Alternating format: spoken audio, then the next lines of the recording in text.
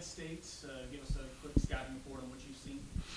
Well, we haven't seen much because everybody's 0-0. So you're going off based a lot of stuff on their previous teams. But when you think of Kent State, I think the first word that comes to mind is toughness. You know, this program is a very, very good rebounding basketball, really a great rebounding basketball team.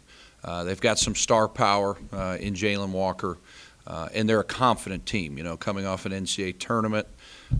They certainly should feel really, really good about their team coming back. But I'm excited. I think this is a great opportunity for us to see where our toughness level is. You know, you're not opening up with a Division II. You're not opening up an opponent that's not a tough team. So we're going to be able to see right away what the last 6 months, what we've been able to do since we've arrived, how our players have changed from a toughness standpoint, because that's going to be a big emphasis the next 5 days. Obviously, you don't play your players as well as you will throughout the season, but do you think you match up well against Kent State when you look at what you've got and what they've got? Well, every team, I think you see on your schedule presents different problems. You know, there's really no right or wrong reason. What you try to do as a coach is put your players in good positions to be successful. I think we've got a lot of good players. We have players that can score the basketball. We have players that can press and play our style. You know, the biggest thing we have to do as a unit, not just one person, is we have to keep this team off the glass. They're one of the best rebounding teams in the country. So all 5 guys got to work together to collectively keep these guys off the glass. Your team's obviously a work in progress with a new system. But do you think heading into game one that this team can be effective in running the system that you want and playing the style of basketball that you want right off the bat? Yeah, I think, you know, I said a couple weeks ago, the biggest thing with your team is buy-in, whether you're playing man zone, you're walking the ball up, running a set every time down. Half of coaching is managing players, you know, and getting them to see some results. I think after our last scrimmage, we saw some pretty good results from a lot of guys. You know, we're going to have really, really good production from our guards. You know, our guards have to bring it not only defensively, but they got to score the basketball. And then up front, you know, they present some really, really big problems with 6'9", 6'10". So our bigs got to do a great job of, you know, keeping them off the glass. What do you think the early part of this schedule will do for your group? Because you're only going to be home, I think, 3 times in the first 2 months. So what do you think that schedule, how will it benefit this group?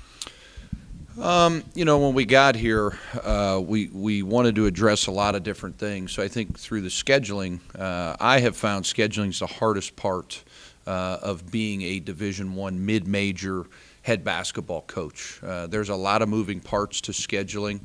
You've got to address a lot of needs, whether it's from a financial standpoint. Home and homes are very, very tough to come by. This Cancer Classic, I think, is awesome. You know, I have said from day one, I'm a huge advocate of this. I think it needs to continue next year. After next year, the contract's up, is my understanding. I hope it's something that sticks around for a long, long time because it means a lot to me. I think it means a lot to Northeast Ohio from not only, you know, guys like Braun and guys like Nas and Francisco Santiago, their parents able to come to so many games and fans, but I think it generates interest in recruiting battles. You know, I think there's bragging rights on the teams that have won, and this is an opportunity for us to play the MAC's best team. You know, they're the best team in the MAC. They won that conference tournament last year, went on a magnificent run. So it's going to be a really good barometer for us in the early part of the schedule.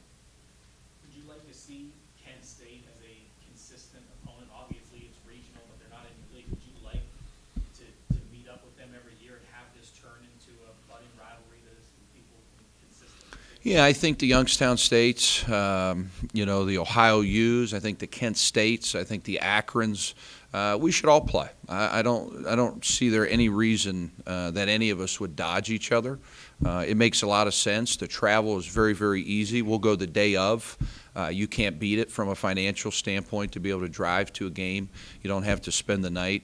I think this tournament will continue. Hopefully we see some better crowds. You know, I've watched the tapes the last couple of years and been a little bit shocked of the crowd. So I'm hoping the Penguin faithful comes. I know all of our Cleveland kids will have a lot of people there. I think my family will be there. And get a chance to see us in action for the first time. You know, we're not going to be perfect. I tell our guys that all the time. You're going to make mistakes. It's about playing through those mistakes, but really about having a mentality in this game. And it's first impression. You know, to me, a lot of Penguin fans out there, a lot of you guys, media, they're going to see what this style's about. They're going to want to see the changes in certain players, how they've become better. So I'm excited. You know, I won't sleep much the next 4 or 5 days. I'll be geared up. I think our players will be excited, but so will Kent State. So it should be a great night of basketball.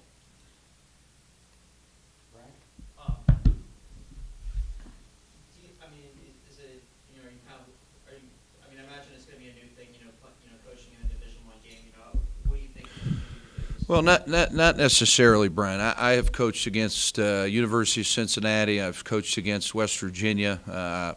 Lost to Kent State at the buzzer my first year at Fairmont State. You know, we had a chance to win the game at Kent in a regular season game.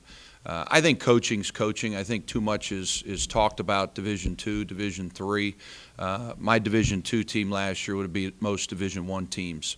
So I think basketball is basketball. I guess if you want to call it a bigger stage because it's a Division I game, then you can say that. But there'll be no fear factor for me. I can certainly tell you that much. Tell me a little bit about, the game that you mentioned, you took Kent State to the buzzer at Fairmount State. What worked for you guys? Can you take any of that? Pressing. We were down, I think, 16 in that game. We heated them up. We had the ball with 9 seconds and missed a three with about 3 seconds, or we would have beat them. And then Coach Senderhoff, Rob's a good guy. I really like Rob. I think he's one of the good guys, and he and I get along really, really well. He joked that he would never play Fairmont State again. After that game, we actually got some money to go up there and play him in a regular season game. And then also I coached with Coach Huggins. We played him at West Virginia. So I'm 0-2 against Kent State. Hopefully third time will be a little bit different. They beat us on the deal where it was 24 hours of college hoops. They beat us at a 10 a.m. game. It was one of the only mid-major teams we ever lost to in my 5 years at WVU. So I've got a lot of respect, not only for Coach Sendy, but the Kent State players and that entire program.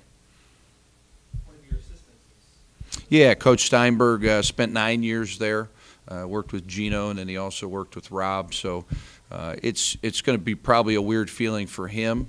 We watched a lot of tape last night as a staff, and he certainly has the scout. So if we lose that game, then we can pin it on Bobby. But he knows them well, and he has great memories at Kent.